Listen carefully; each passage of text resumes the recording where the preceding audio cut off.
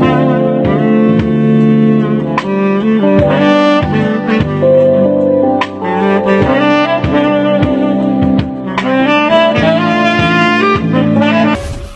friends, you are welcome to Anchor Network, where you get updates of things happening around you and things you would like to know. I appreciate everyone who has subscribed to this channel and those who are yet to subscribe. And if you have not subscribed, what are you waiting for? Click the red button and also click the bell icon so that you'll be notified anytime we publish any news. This time around, we have wonderful news for you that you will be glad that you are aware of. Stay tuned. This is a Reno Omokri submission. He's an author and he was a special assistant to Goodluck Jonathan. And it says the alternative with Reno Omokri. It reads, the demystification of Bola Tinubu continues. On the last day in May 2019, the news broke out like a bombshell. The Securities and Exchange Commission, SEC, announced that it had concluded its investigation into the activities of Oando Plc and found its management culpable. The CEC further announced that it was unilaterally ordering Oando's group chief executive officer, Mr. Wale Tinubu, his deputy, Mr. Eyimofe Boyo, and other identified board members to resign and directed that an extraordinary general meeting be convened to appoint new directors or on before July 1st, 2019. Earth-shattering, groundbreaking, a bombshell. Ordinarily, these terms are used as exaggerations, but on this occasion, they could even be said to be understatements. But what is really happening here? As the late Afrobeat legend Fela Kuti sang in his song, "Overtake, don't overtake, overtake." People will know, they happy. People will know, then they look. Could that be where the late Bola Ige got the idea for his sit-down look brand of politics? The truth is that on this issue, there is much more to what is happening that meets the eye, much more. You see, the Kaba are using Nasser El-Rufai to clip Bola Tinubu's wings politically, and now they have moved on to the next stage of their 2023 long-term strategy, clipping Bola Tinubu's financial wings through the instrumentality of the Securities and Exchange Commission. Many people do not know that the relationship between Bola Tinubu and his nephew, Wale Tinubu, the now SY Chief Executive Officer of Oando, goes beyond just familiar dealings. It runs much deeper than meets the apparent eye.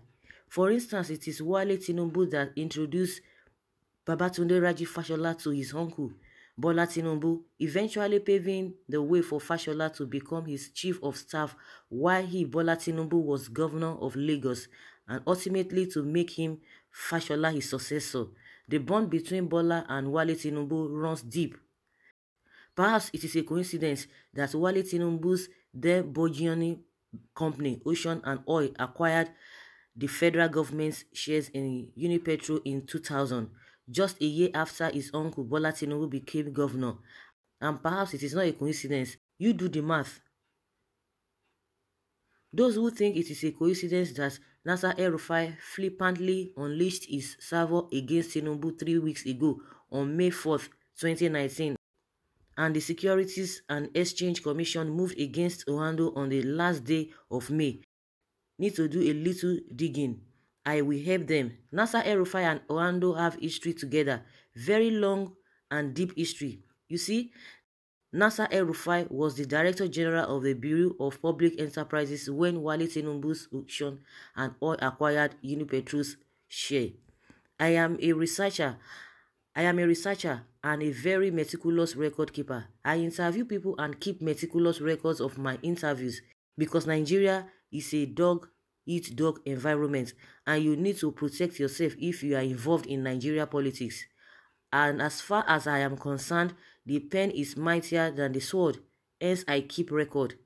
I interviewed a personnel of the Bureau of Public Enterprises who was in their employment in a high-ranking capacity at the time when Wale Tinubu and Eyimofe Boyo acquired Unipetrol.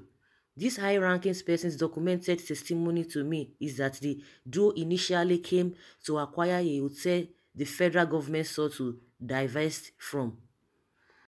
Nasser El-Rufai, according to my source, then asked Tinubu and Boyo why they would want to acquire a hotel when they were already involved in the oil and gas sector, albeit as small players.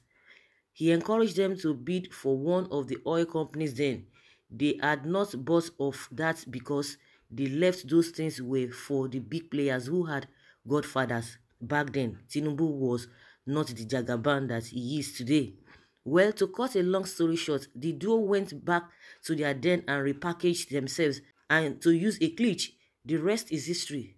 I am adept at spotting patterns. As Bishop T.D. Jakes once said, nothing just happens.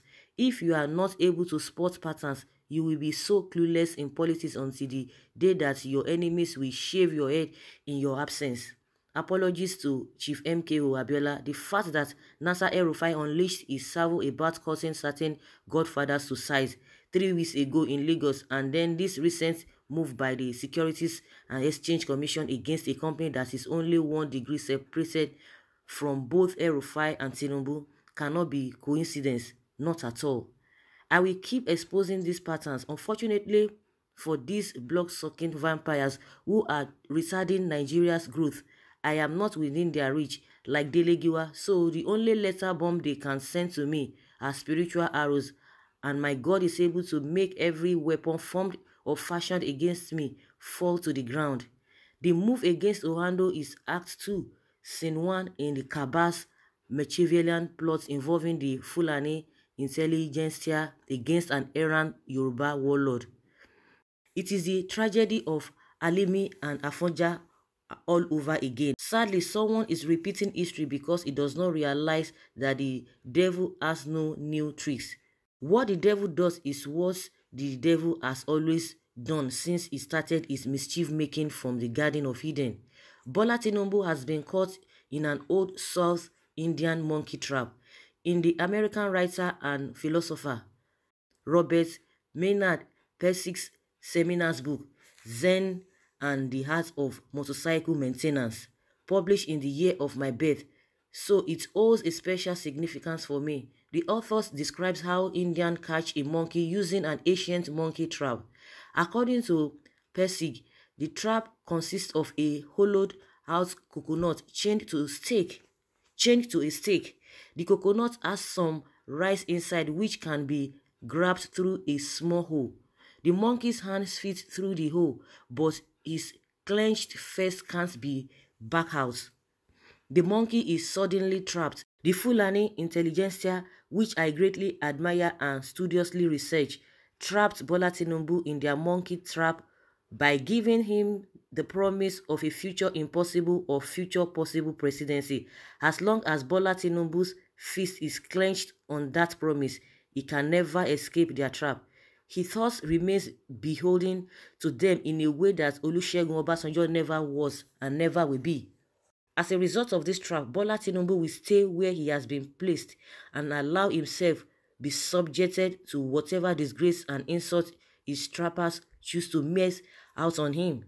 Sadly, he is a victim of his own inordinate lust for power. This is the same thing that another branch of the Fulani intelligentsia did in the banking sector, using then governor of the central bank, Sanusi Lamido Sanusi, who is now getting his own comeuppance as Kano's emir, to append those they felt had grown wings by becoming too big for their breeches. For the above, I refer my readers to Mrs. Cecilia Ibu's recent interview on the above subject matter.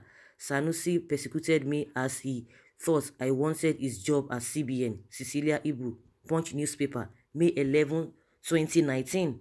The problem with southern Nigeria, and specifically people like Bola Tinubu and Samuel Ladoke Akintola before him, is that while the North preserved and still uses the leadership ethos they learned from their leaders such as Shehu Uthman Danfodio, one of my mentors, and Sardauna Ahmed Bello, another mentor of mine. Sardauna, of the other hand, have jettisoned the wisdom of their own sages like Obafemi Awolowo, Nnamdi Azikiwe, Bishop Samuel Ajayi Crowther, and yes, Olusegun Obasanjo.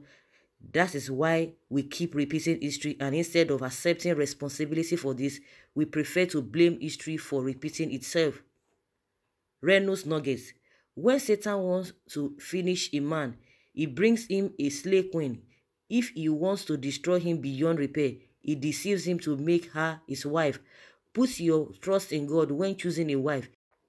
He will open your eyes to a prayerful and stayerful godly wife that will make you full of life. If you fail to do this, Satan will gladly give you a wife that will make you a fool for life, whether you want to be full or fool. The choice is entirely yours. Like I said from the beginning, this is a Reno Omokri's submission. That is his own opinion and findings. But in all of this, I just pray and hope that Nigeria will be better, and as many that are holding Nigeria down, we pray and we hope that they will be flushed out. They will all be disgraced. All the wealth that they've acquired, all their ill-gotten wealth will be crushed one day, and Nigeria will be taken to its rightful place. That is just my own submission. So for what we have read, if there's anything that you are aware of that you want the audience to know, we would like you to put down your comments and let's learn from you and learn together. Thank you very much for listening. Bye.